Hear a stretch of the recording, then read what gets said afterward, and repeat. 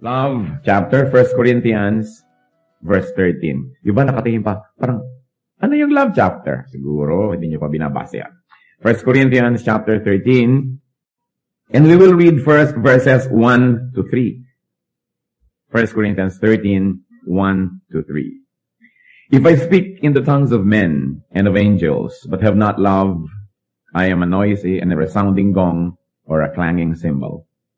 If I have the gift of prophecy and can fathom all mysteries and all knowledge, and if I have faith that can move mountains, but have not love, I am nothing.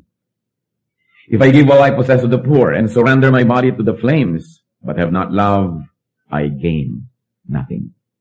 Napakalalim naman yata nito mga tatlong sentences na ito.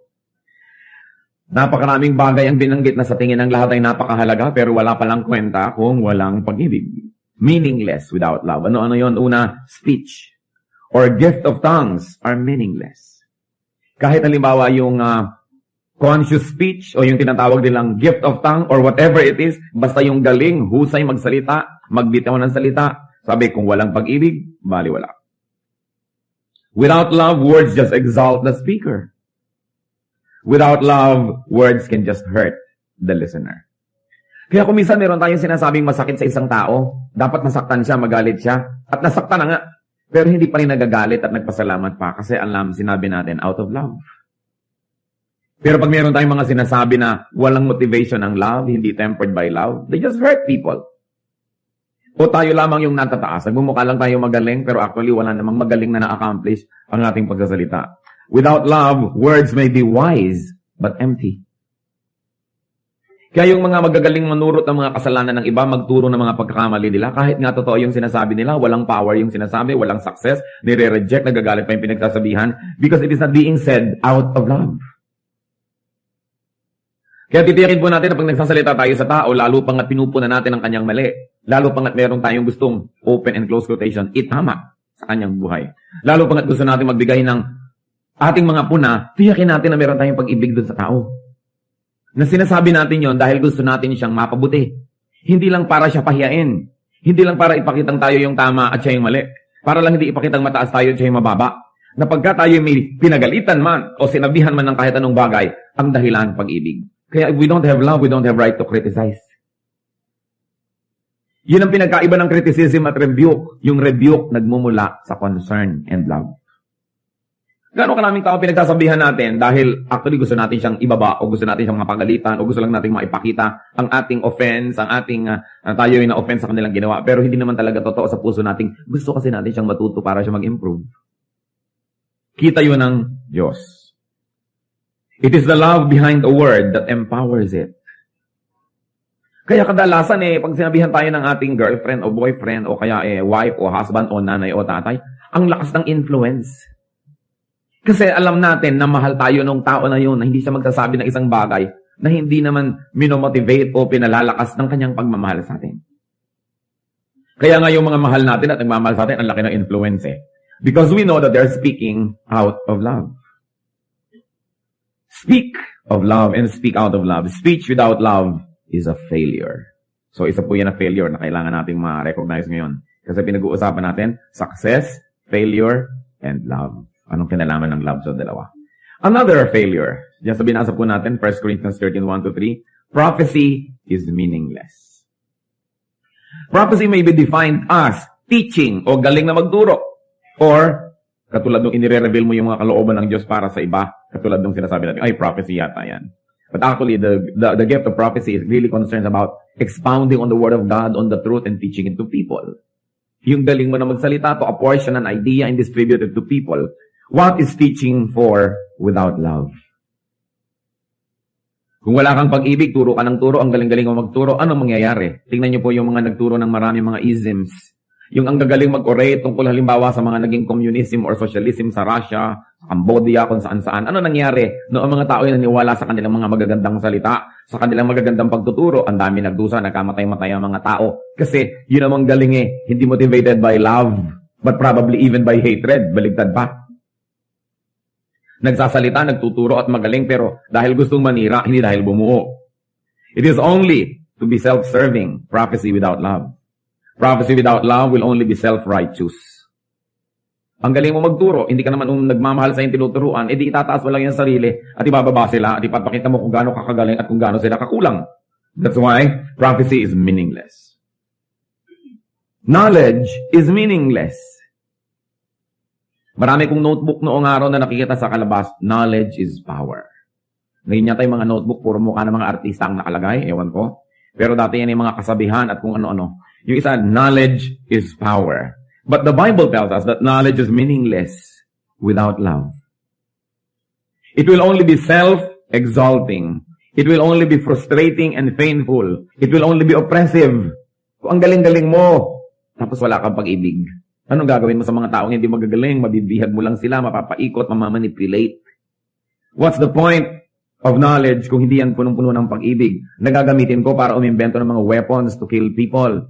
Nagagamitin ko para sirain yung environment. Gagamitin ko para lang payamanin ang sarili ko at the expense of others. That's why the Bible says, knowledge is meaningless without love. Prophecy without love is a failure. Knowledge without love is a failure. Kaya kung marami tayong mga kilalang taong matatalino o tayo na mismo yung tinitingnan natin na matalino, pero wala naman tayong pag-ibig, failure tayo. Kasi aanhin ang katalinuhan para sa yun. At isa pa pang napakahalagang bagay na tinitingala na bilang isang katangian, faith. Sinabi rin dyan, faith is meaningless. Why? Faith or religion without love is only going to be self-righteousness. Okay, I have faith, I have religion, pero wala naman akong love, so ano mangyayari? Self-righteous lang ako.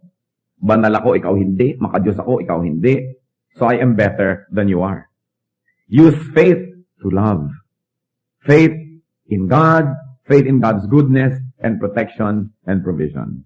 Ano pa daw po yung walang kwenta? Charity is meaningless without love. Once more, ano naman ang mapapala ko na ako'y bigay ng mga pagkain sa mahihirap na gusto ko lang palang mapuri. Gusto ko lang palang malagay sa dyaryo. O kaya, worse, tulong ako ng tulong, bigay ako ng bigay para tumanaw ka ng utang na loob at makontrol kita buong buhay. Kasi nasabi, love is meaningless and charity is meaningless. It will only be self-exalting, it will only be manipulative. Charity without love is a failure. So by now, nare-review na dapat natin kung kumusta ba yung ating speech, yung ating prophecy, yung ating knowledge, yung ating faith, yung ating charity. Then what else is meaningless? According to verses 1 to 3 of 1 Corinthians 13, sacrifice without love is meaningless. Sabi niya, if I surrender my body to the flames, kahit nasunugin ko pa ang aking sarili, magtiis, magsakripisyo, pero kung wala akong pag-ibig, baliwala rin yun. It will only be self-serving, so sacrifice for love, sacrifice to love. What then is love? Dahil without love, these are all meaningless things.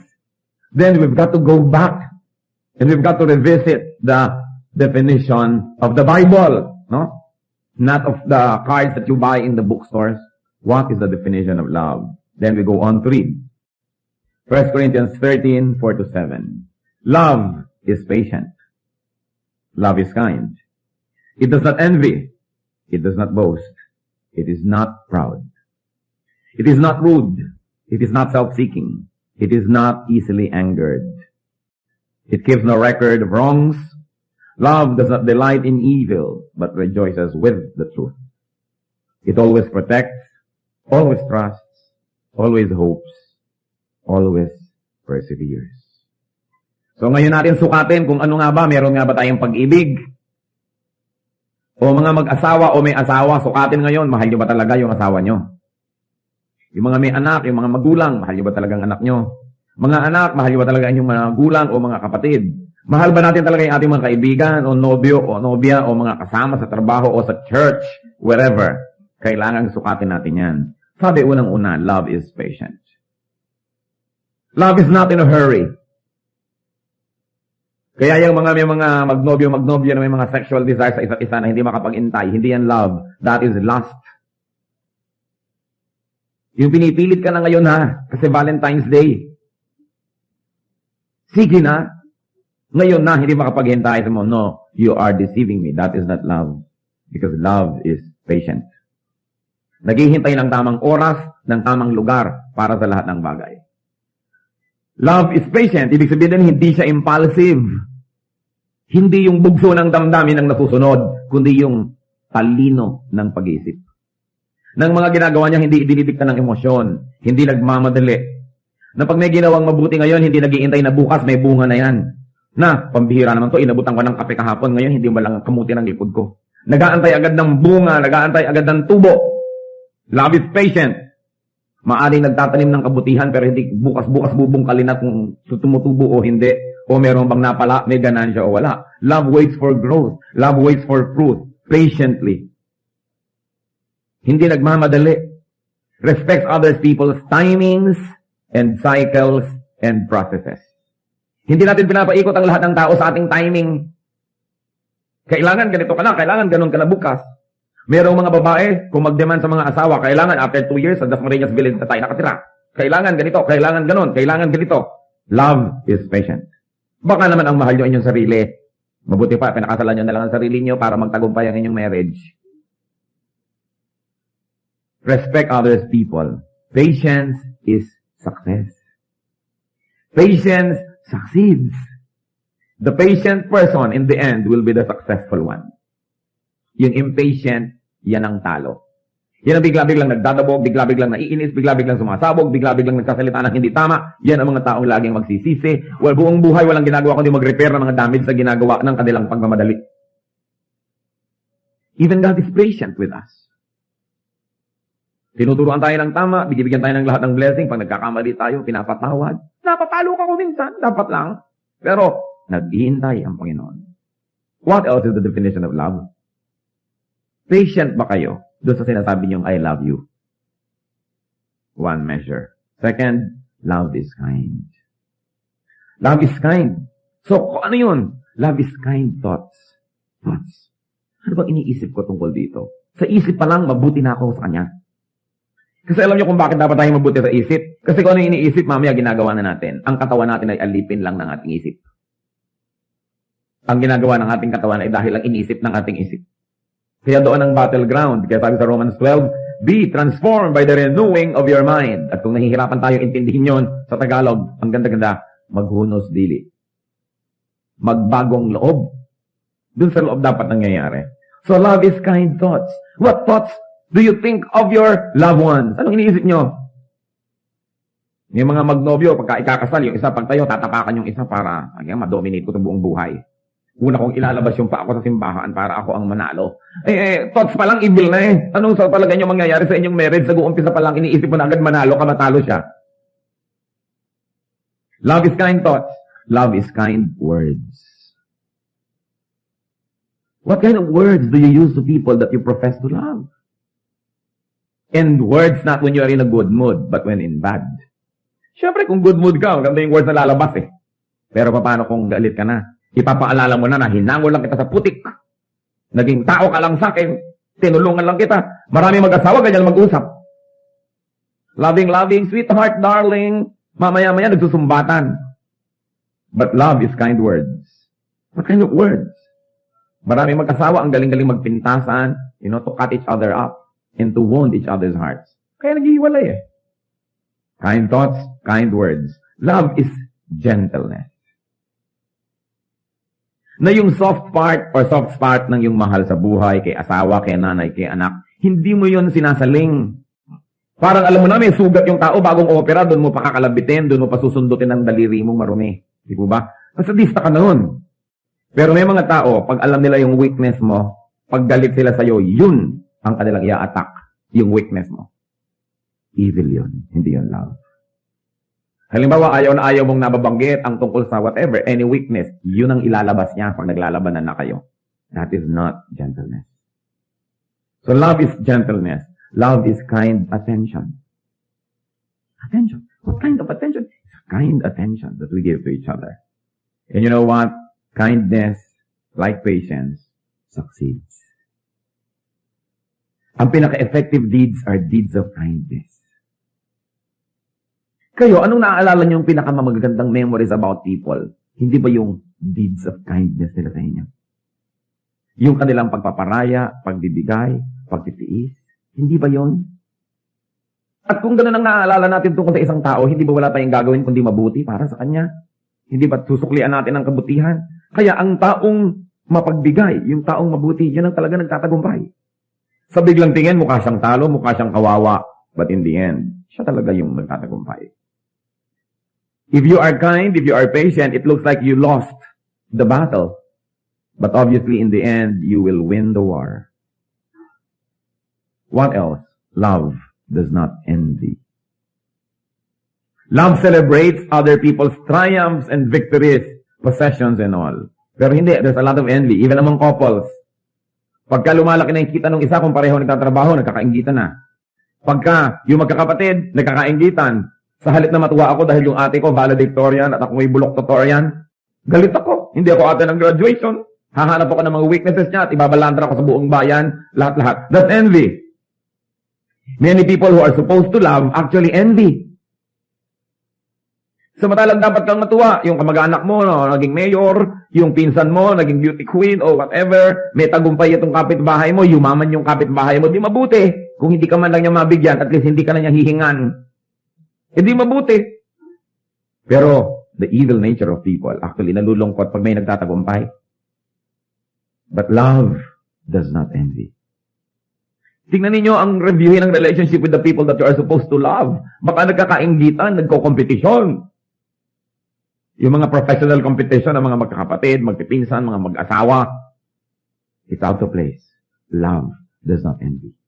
Ano ba po ang sabi dyan? Love does not boast. Ano po ba yung pagyayabang? Boasting may consist of obvious self-exaltation. Pagtataas sa sarili o pagbababa sa iba. Pare-parehong boasting yun.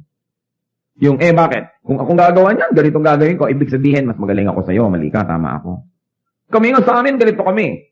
Imbikitin ka pa.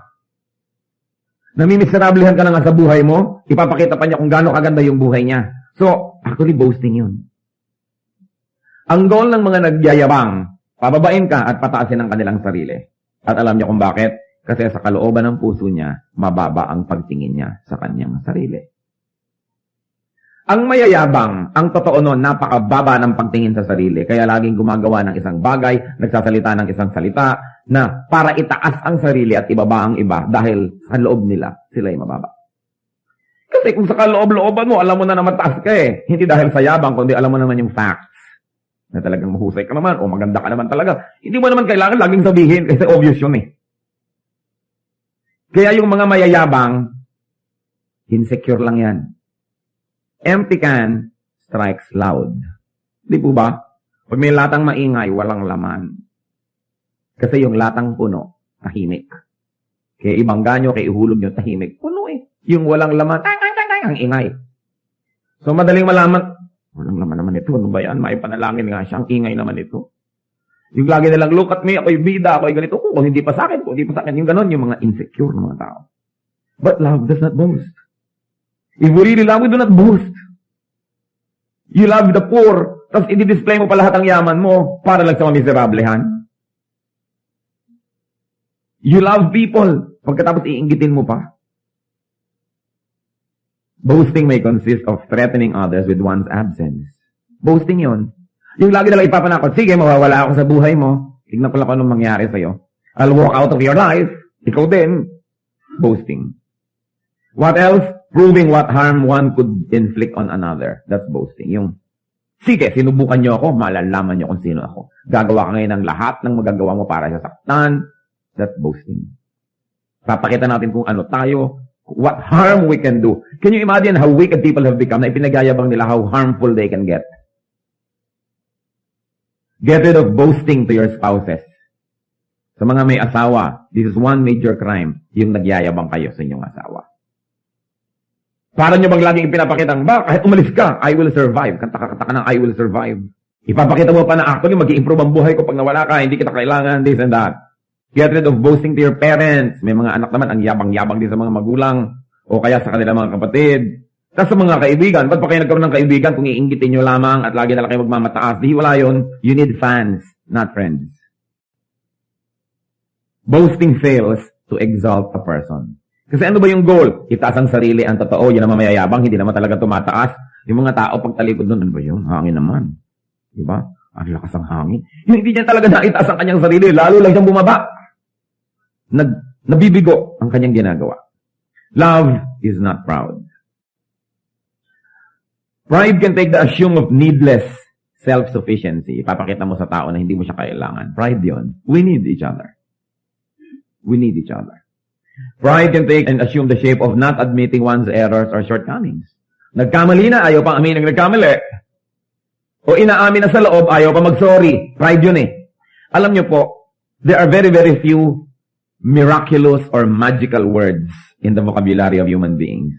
At kung gusto niyo maging miracle worker o magician, dapat madali nating nailalabas itong mga magical words. Isang doon, I'm sorry. Grabe ang nagagawang miracle ng word na yan. Nakasakit ka, nagkamali ka, pero here you are and really meaning it, saying, I'm sorry. Meron pa yung, excuse me. Napakahalaga ng word na yun. Excuse me, I'm sorry, at thank you. Siguro kung may i-recommend ako sa inyong tatlong masasabi lang buong buhay, yung talagang halimbawa pipi ka sa ibang salita. Yun lang ang pwede mong masabi. I'm sorry, excuse me, thank you, buhay ka na. Totoong tao ka na.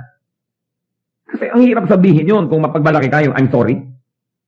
Tatay nagsasorry sa anak, unheard of in this country. So sorry na nga, pero sige na, understood na yon. Pero totoo kang macho, dapat matapang ka na magsabing, I'm sorry. Kasi mga duwag, hindi nila kayang sabihin yun eh. Akala nila bumababa yung pagkatao nila o pagkalalaki pag I'm sorry. Pero yung sugat na nagawa ng ating mga pagkakamali, parang magic na gumagaling pag nagsasorry tayo. And we really mean it. Yung excuse me, yung bubusina ka naman, ang dami-dami mong madadaanan eh. Nasagasana silang lahat. Tsaka, thank you. Thank you. Ginagawa tayo ng mabuti. Salamat. Thank you. It's important. Because love is that proud. Love is admitting errors. Pride is not admitting errors and shortcomings. Pride is hypersensitivity. Alam niyo po yung mga sobrang manipis, sobrang maramdamin, sobrang matampuhin. Actually, proud yun. Yung pagtatampo, pride yan eh. Bakit? Dapat importante ang treatment mo sa akin, hindi mo ako binigyan ng important treatment, kaya ako nagtatampo. Dapat sana binati mo ako agad, binati mo yung iba agad. Pangatlo pa lang ako. Nagtatampo. Dapat sana mas malaki yung parte ko. Dapat akin yung pisngi ng mangga, tapos butong binigay sa akin. Magtatampo. Yung mga tampurista, ang totoo, yan ay mga very proud people. They think that the world owes them courtesy and kindness and goodness all the time. And when the world fails, nagtatampo sila. Kaya napakalaking kasalanan yan eh. Yung sobrang pagtataas sa sarili, ngayon, pag ang mga tao hindi nag-cooperate sa pagtataas mo sa iyong sarili, galit ka, nagtatampo ka. Ano pa? Pride can take the shape of self-importance. Pompousness. Yung gusto mong lagi kang bida, lagi kang nire-recognize, lagi ka nalang kinikilala. And of course, pride is seeking captives. Ang tingin mo lang sa mga tao, puro bihag. Kaya ko yan, controlled ko to, controlled ko yun. That's pride. Pride fails to give victory. Sa lahat ng ginagawa ng pride na para magmukha siyang victorious, mukhang siya ang bida, lalo siyang bumababa. Kasi wala naman talagang taong nai-inlove sa mga proud people at wala naman talagang taong humahanga sa proud people. Kaya kailangan na tayo po ay totally lost para maging proud eh. And we've got to be ignorant to be proud.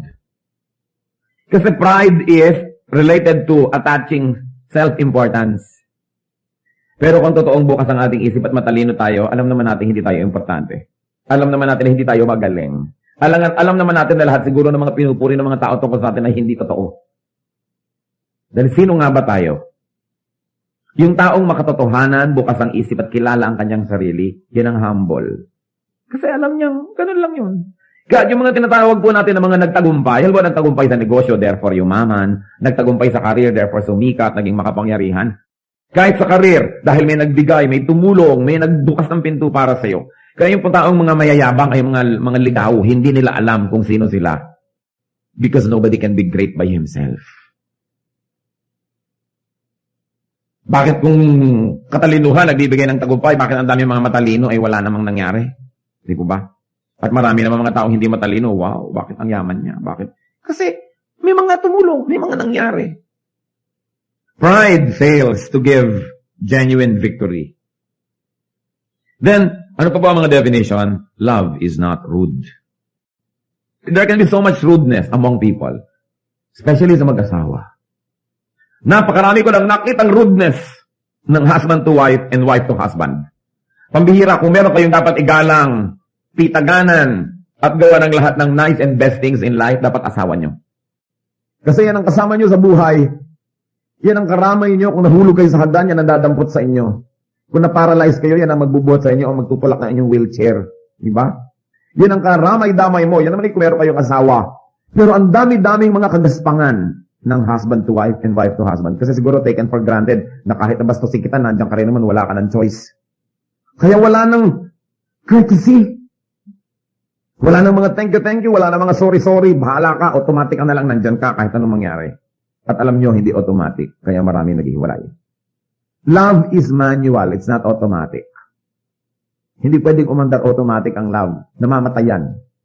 Kaya marami, 3 taon pa lang, Pastor, wala na akong pag-ibig sa aking asawa. Hindi nyo kasi tinrabaho. Hindi nyo ginawa ng paraan. Kasi ang pag-ibig, nire-renew nyo yan everyday, tinatrabaho yan. Kung hindi, nawawala. So, there can be so much rudeness between parents and children.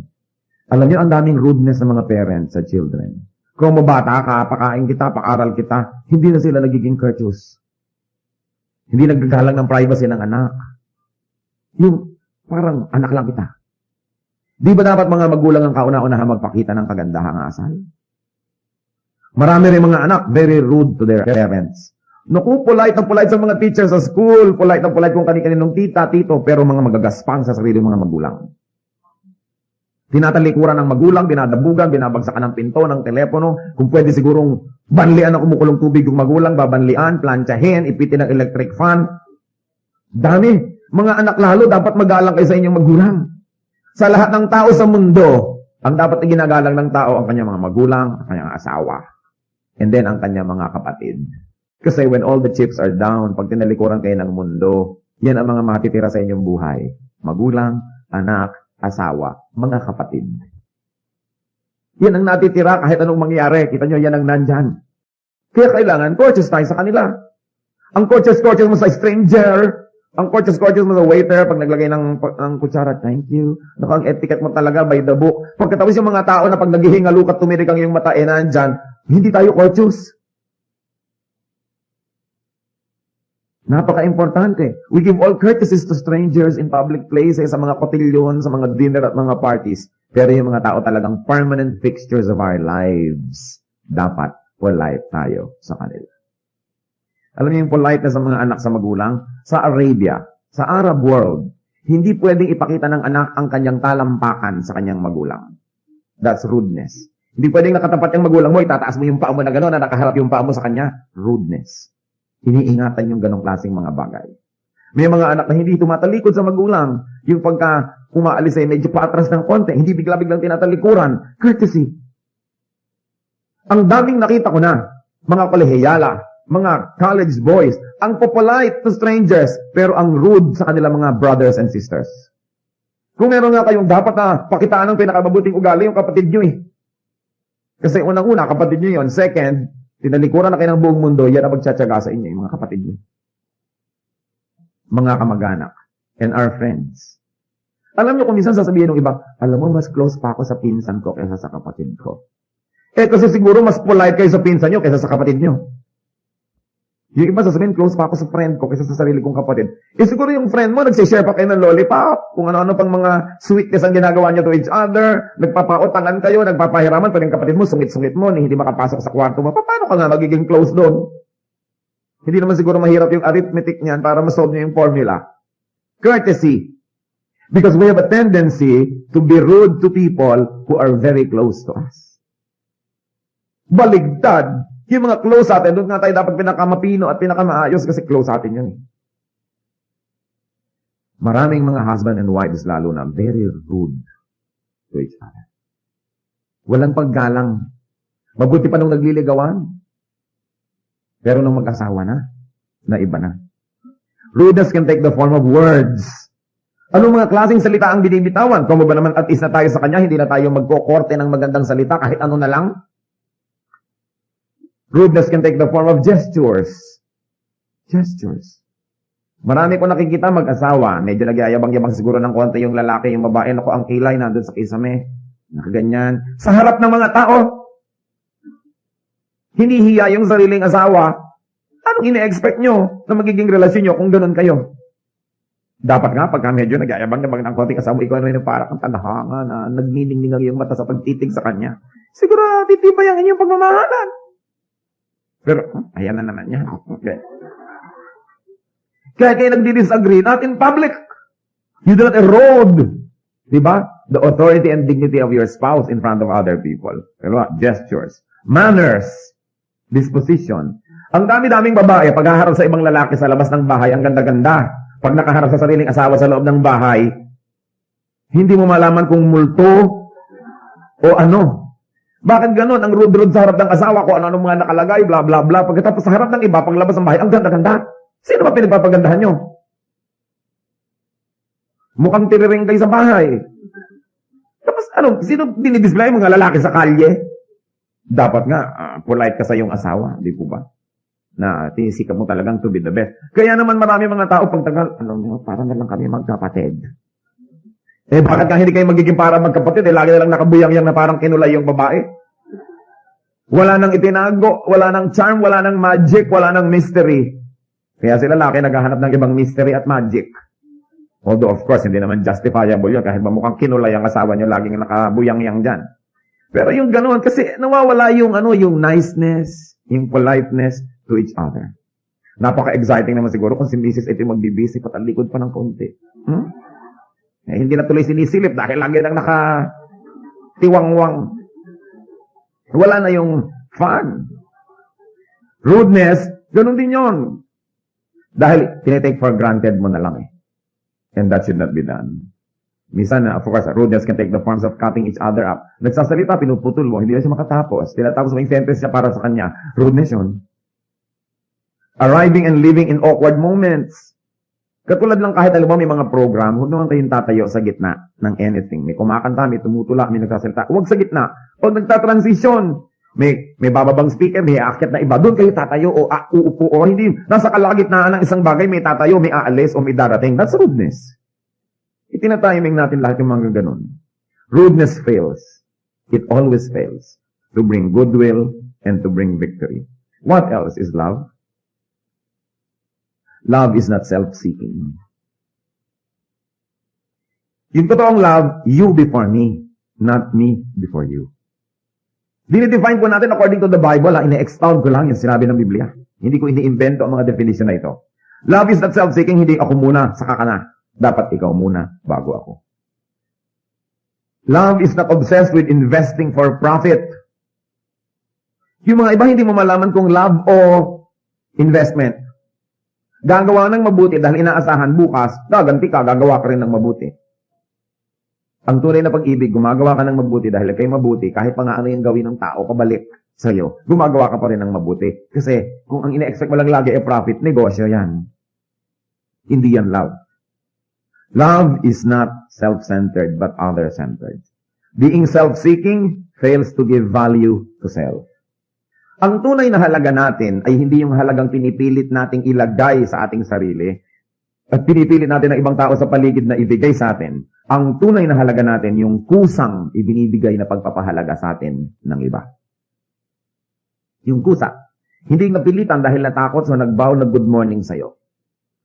Dahil natatakot lang pala sa'yo, kaya ka ginu-good morningan. Pero kung hindi ka na niya papansinin, edi wala talaga tayong halaga. Ang ating antayin yung pagpapahalaga ng iba. Hindi yung pagpilit natin sa kanila na magpakita ng mga ceremonial na pagpapahalaga sa atin. Love is not self-seeking. And then, of course, love is not easily angered. Still, we're talking about 1 Corinthians 13. Pang-8 na nga na definition natin ito kung nagbibilang kayo. Love is not easily angered. Hindi madaling magalit. It is considerate and broad-minded. Kaya siya hindi madaling magalit. Hindi lang dahil magaling siyang magtimpi. Although that is good. Na, galit na ako, pero nagtitimpi ako. So, hindi ako nagmumukhang galit. Pero ang totoo ay galit ako. Hindi po ba? Pero yung talagang love that is not easily angered, hindi nagmumukhang galit dahil sa loob, hindi talaga galit. Iba naman yung mukhang galit at iba naman yung talagang galit. Di po ba? Iba naman yung hindi naman siya mukhang galit, pero galit siya. Pero ang pinakamabuti yung hindi ka mukhang galit dahil hindi ka naman talaga galit. At nangyayari yon pag broad-minded tayo. Yung pag hindi ka binate, yung people that are easily angered, inis na ako. Inis mo ako, ininsulto ako. Pero yung broad-minded, siguro hindi ako nakita. O siguro nagmamadali. Makapupunta sa banyo. Kaya hindi na ako napansin. O siguro baka may ulcer. Yung kung ano-ano, broad-minded ka. Hindi yung bang bibintangan mo agad yung tao na sinadya ka niyang saktan. Na ang pinakamatayog niyang layunin eh, yura ka lang yung dangal. May ganun, kaya ka madaling magalit eh, kasi marumi yung isip. Galit ka agad dahil iniisip mo, sinasadya ako nito. Yung natapakan mo, bakit mo ko tinapakan? Natapakan ko ho kayo, hindi ko kayo tinapakan. Di ba? Iba yun eh. At yun ang once mo, kita nyo ang ganda-ganda ng wikang Tagalog. Kasi walang equivalent sa ibang wika yung natapakan at tinapakan. Iba yung napatay at pinatay. Sa English, you killed her. She killed her, di ba? Sa Tagalog, napatay niya siya. Pinatay niya siya. Magkaiba. Kaya magkaiba yun. Meron naman, akala natin lagi tayong sinasadya. Kaya galit eh. Sasabihin, bakit mo kinalimutan dalhin yung kailangan ko? Nakalimutan. Hindi kinalimutan. Pero nakalimutan, hindi ka naman dapat magalit. Nakalimutan eh. Di po ba? Natapakan ka. Hindi naman tinapakan. So dapat hindi marumi ang ating isip. So that we will not be easily angered. True love is seeking the truth before making a decision. Hindi madaling magalit. Umuwi ang anak. Napagalitan po ako ng teacher. Hindi galit ka agad sa teacher. Bakit kaya? Sinunog ko lang naman po ang building. Napagalitan ako ng teacher. Ay, kaya naman pala anak ka napagalitan. Sinunog mo yung building. Hindi ka kampi ka agad dahil kamag-anak mo to o mahal mo to sa buhay. Hindi ka na ng totoong love. Yung totoong love, nag-aantay, you suspend judgment, nagre-research, bago ka magalit. Hindi yung sisilakbo agad lang yung damdamin. Kailangan broad-minded. Anger fails to win. It fails. And then 9, love forgives. Kung may kaisa-isa akong ipapayo sa mag-asawa para magtagal ang relasyon, isa lang ipapayo ko, forgive. Lahat naman ang naghihiwalay, isa lang dahilan eh. Hindi nag-forgive. Yun lang. Why do we need to forgive? Unang-una, because everybody, including ourselves, will fail. Pwedeng minali o nagkamali. Magkaiba na naman yun, di po ba? Pwedeng sinadya o hindi sinadya, dahil sinasadya man o di sinasadya, ang tao magkakamali, magkukulang. Kung ang ilalagay nyo, mananatili ang ating relation kung perfect ka, naku, maghihiwalay kayo. Dahil magkakamali siya, magkakamali ka. Pero mananatili ang ating relasyon dahil kahit anong mangyari, papatawarin kita. Mananatili talaga kayo. Forgiveness. Hindi mo sasabihin, nagkasira naman kami dahil nagkamali siya. Ako naman ang tama, nagkamali naman siya. Oo nga. Pero yung hindi mo pagpapatawad, di mali ka na rin. Pareho na kayong mali, nauna lang siya. Pero ikaw yung mas bago. You are more recent. Di ba? Nauna lang siya, pero ikaw yung mas sariwa ang pagkakamali. Kaya kailangan pareho kayong magkamali para kayo maghiwalay eh. Gumawa siya ng maling-mali. Ikaw naman, hindi ka nagpatawad, pareho lang kayong mali. Hindi naman yan excuse para sa mga gumagawa ng mali na blackmailin nyo lagi mga asawa nyo, oy, magpatawad ka. Di ba? Dahil kayo rin tinuturuan, you must be kind, courteous, lahat-lahat, itinuturo rin yun. Pero when all else fails, when nothing works anymore, there's only one thing that will be left working and effective, forgiveness. So, love forgives. Sabi, it keeps no record of wrongs. Ang ganda nga nung talinghaga. Dahil marami mga tao, they keep records of wrongs. Pagka, halimbawa, nagkamali yung asawa. Ganyan-ganyan ang ginawa mo nung June 2, 1962, July 4, 1977, at December 31, 1980, ha? Ba, alam lahat. Huwag kayong mag-iingat at mag-iipon ng mga ganong bagay. Kasi bakit iniingatan, iniipon? Kasi naghahanda kayo ng gera. Pag nag-iipon kayo at nagtatanim, ibig sabihin lang, may pinaghahandaan kayong confrontation para mailabas niyong lahat. At pag naghahanda kayo for confrontation, you will get it. Kita niyo yung mga mahilig mag-aral ng martial arts, laging napapaaway. Paano? Gusto nilang magamit yung mga nalaman nila, kaya talagang sa little excuse makikipag-away. Kita niyo may barel, nakakapamarel. Makakapamarel ba kayo kung wala kayong barel? Kaya kung ayaw nyo mapasubang mamarel, huwag kayo maglagay ng barel. Ganon din yun, yung nag-iingat ng mga at nag-iipon ng mga kamalian ng kapwa, darating ang araw, isusumbat nyo lahat yun. Kasi, kaya nyo iniipon para maisumbat. And there's one thing I like to remind you. Pag isinumbat nyo ang pagkakamali ng isang tao, lalo ang kabutihan ginawa nyo sa kanya, bayad na. Naisumbat nyo na, bayad na. Kung pinakain kita nun, tinulungan kita nun, bayad na. Isinumbat nyo na eh. Kaya wala na siyang utang na loob. Pag isinumbat na, wala na tayong utang na loob. Bayad na. Kaya kung gusto nyong manatili na may estimang tao, huwag nyong sinusumbat-sumbat ang ginagawa niyong mabuti. Kasi nabubura. Sa halip pa nga kung minsan na-affection ang naramdaman ng ginawa natin ng mabuti, inis pa eh. So, failure ka. Kasi nanunumbat ka eh. Pinag-uusapan po natin yung success, yung failure at yung love. Kung ano ang kinalaman ng mga bagay na yon. Anything done not out of love will fail. Kahit mabuti yung gawa. Tapos isusumbat mo, wala na. Bayad na, tapos na. Sayang. So love forgives. And of course, tries to forget. Love keeps no records of wrongs. Meron pang ang romantic definition of forgiving. Forgiving is not only giving your blessing for a person, to a person. Forgiving is not only forgetting. But forgiving is a renewal of a willingness to be hurt again. Romantic, no? Pero kung talagang you keep no record of wrongs, ganun yun. Yung parang, I forgive you, pwede mo uli akong saktan. Pero, pangatlong beses na yan, patatawarin kita ngayon. Pero pag ika-apat, makikita mo. Hindi sa totoong forgiveness. Kasi ang Diyos din pag humingi tayo ng forgiveness, hindi naman sinasabi sa inyo, pang 5 beses ka nang nagsinungaling sa iyong buhay. Wow naman, 5 beses pala, ano kayo, santa? Pero, pang 5 na yan, pag naka-6, hindi na kita papatawarin. Di ganoon din ang trato sa atin ng Diyos. Ang sinabi pa naman ng Panginoon, if you do not forgive men their trespasses, neither will your heavenly Father forgive you your trespasses. Kung di ka nagpapatawad sa iba, hindi ka papatawarin ng Diyos. Ang panukat mo sa iba, yun din ang panukat sa'yo ng Diyos. So, kung kuripot ang pagpapatawad mo sa iba, kuripot din ang Diyos sa pagpapatawad sa'yo.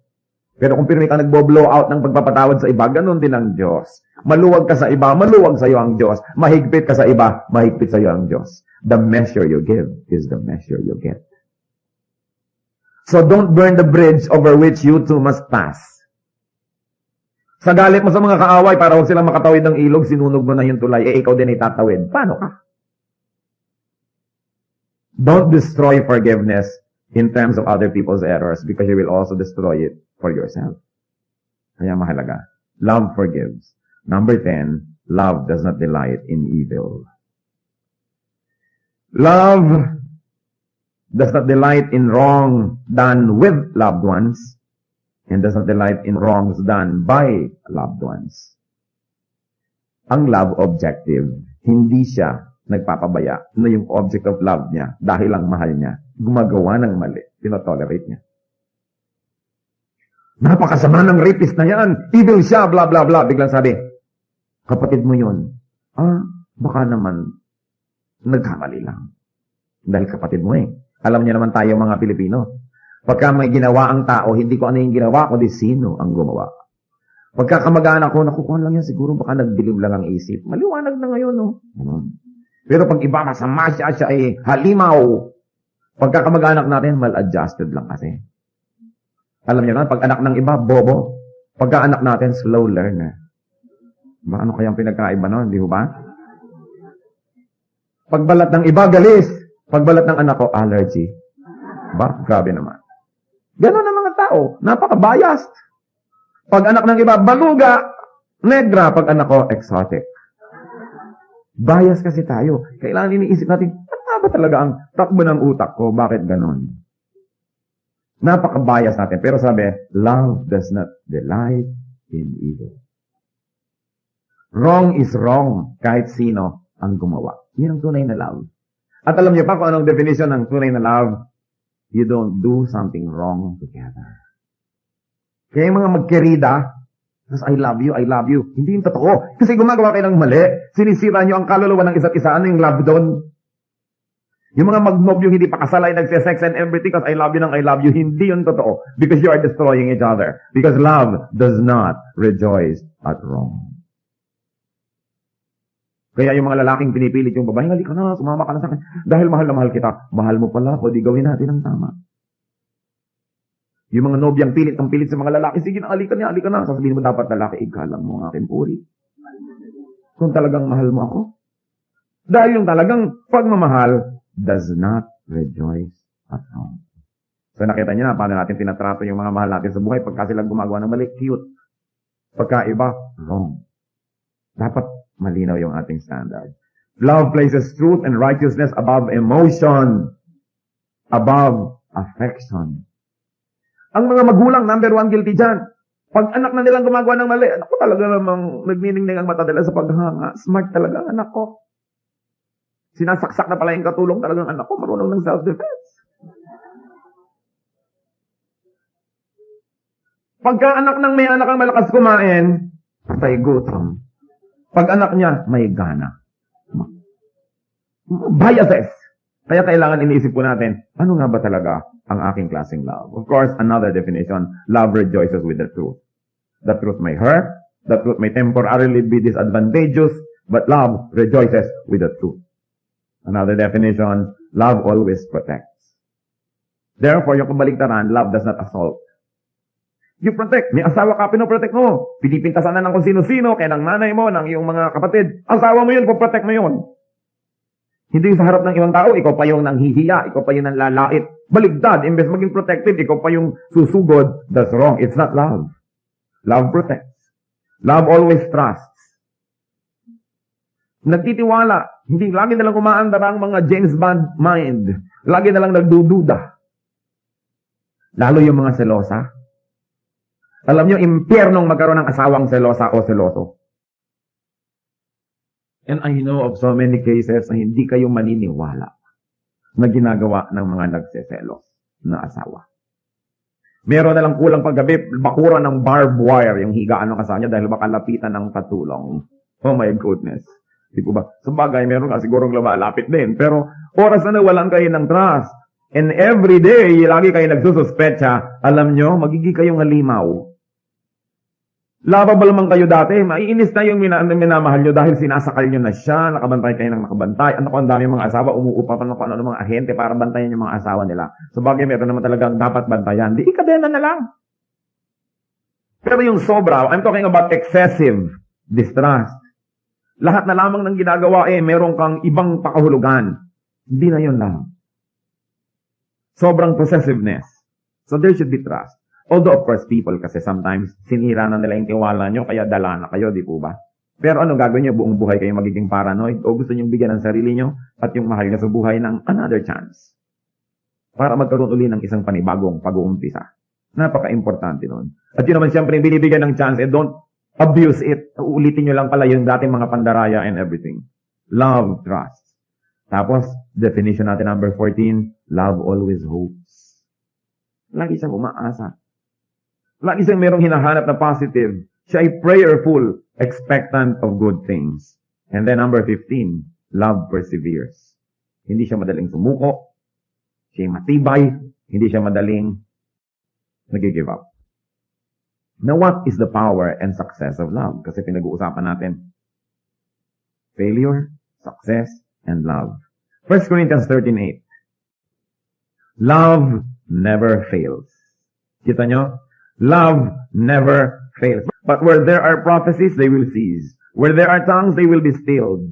Where there is knowledge, it will pass away. In other words, love always works. Love always succeeds. Whether or not it doesn't seem so. Any act done in love succeeds. Any word said in love succeeds. Yan ang tunay na magtatagumpay. Yung mga ginawa, mga sinabi, inisip ng tunay na pagmamahal. Yan ang matatandaan ng tao. Yan ang maaalala lagi. Gifts, skills, talents, they will stop to be effective. And without love, they are meaningless.